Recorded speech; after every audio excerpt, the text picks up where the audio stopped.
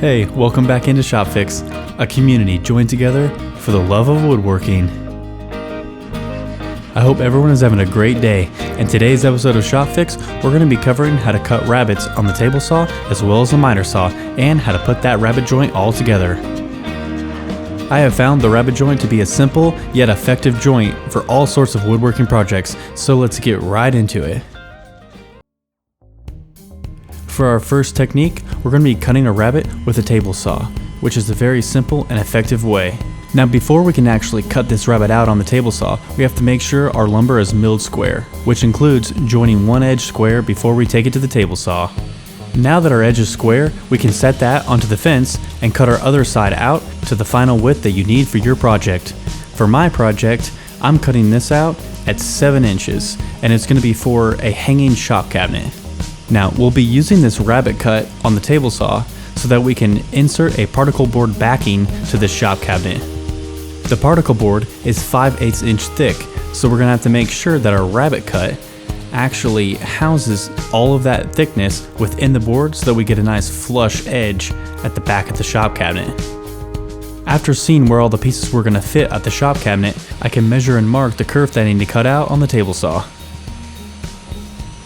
Now when measuring and cutting this horizontal kerf, the blade height is going to equal the length of the rabbet inset, and the blade position where you're cutting is the rabbet depth, which has to be 5/8 in this scenario.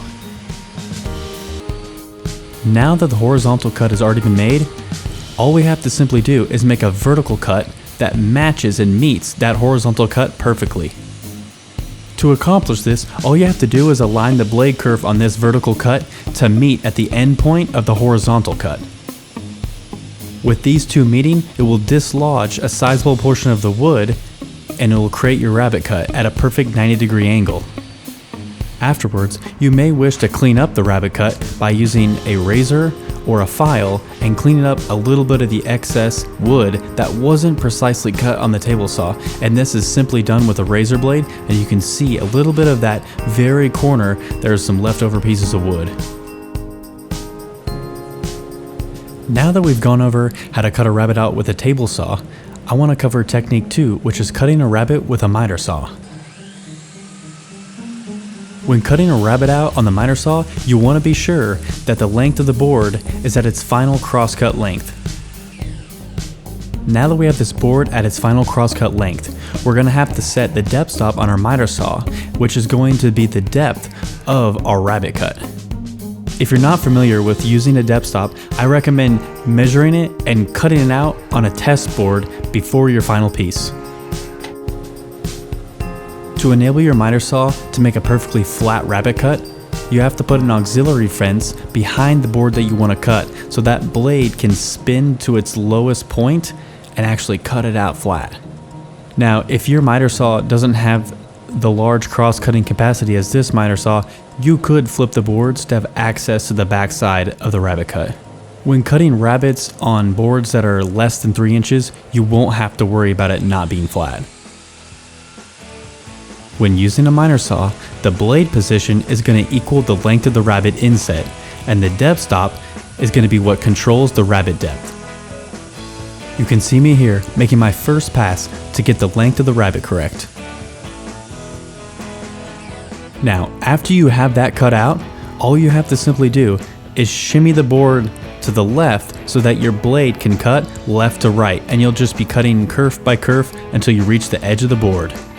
Now that we have the rabbet cut out on this first board, I want to show you the technique and the process that I go through to cut out any subsequent boards at this same depth. So for starters, we're going to leave on the auxiliary fence on the miter saw, and then we're going to simply release that depth stop but keep the measurement the same, so when we apply it again, it'll be the exact same depth. Now with the auxiliary fence still attached, we can make the final crosscut to this board before our rabbet cuts.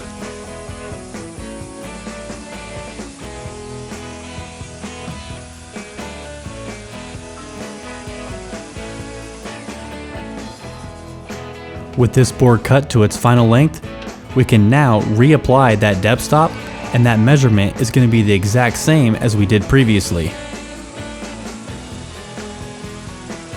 Now we're going to make the first pass on this rabbet cut to get the length of the rabbet correct.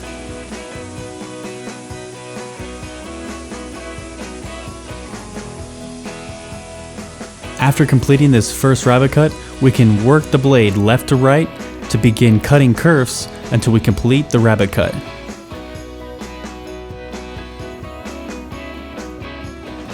I'm sure there's a reason why there's not a dado stack for a miter saw available, but it would be cool if they designed one that could be safely used with a dado stack.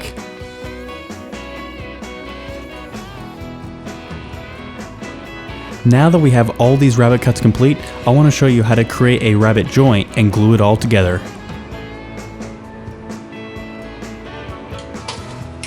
The first step when completing a rabbet joint is making sure that your adjoining pieces to the rabbets are cut to the correct size, and you're going to have to take into account the depth of the rabbet cut as well as the length of the rabbet cut to make sure that all your pieces fit appropriately for your project.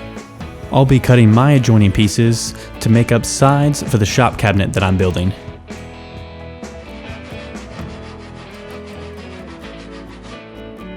Now, these rabbet cuts may not sit flush right off the miter saw, so you may need to file them to get them smooth or to take off a little bit of the wood so they fit perfectly.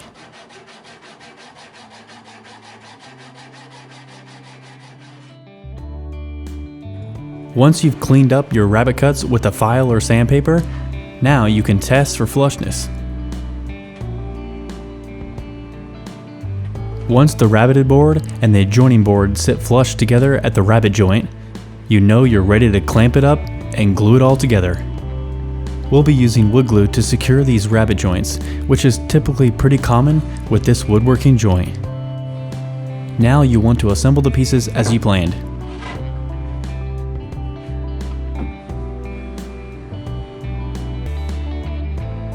To glue these rabbet joints together, I'll be using a combination of clamps. First, I'll be using 4 bar clamps at the top of the case, and I'll also be using a band clamp at the bottom of the case. These 4 boards that I'm gluing up that feature rabbet joints are going to be used for the outside of my hanging shop cabinet.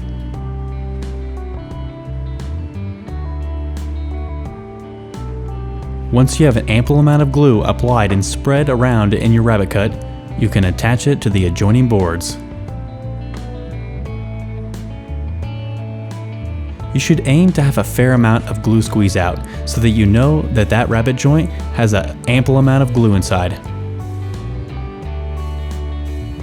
Now we'll repeat that same process on the other side of the shop cabinet.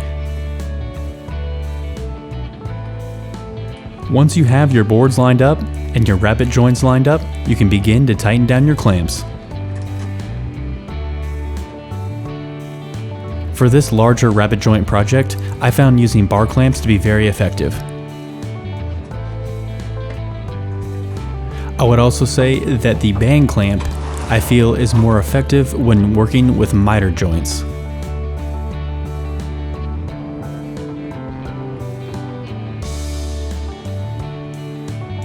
So after these rabbet joints were completely dry, I removed the clamps, and then I began using the other rabbet cuts that I made to create a back for this shop cabinet.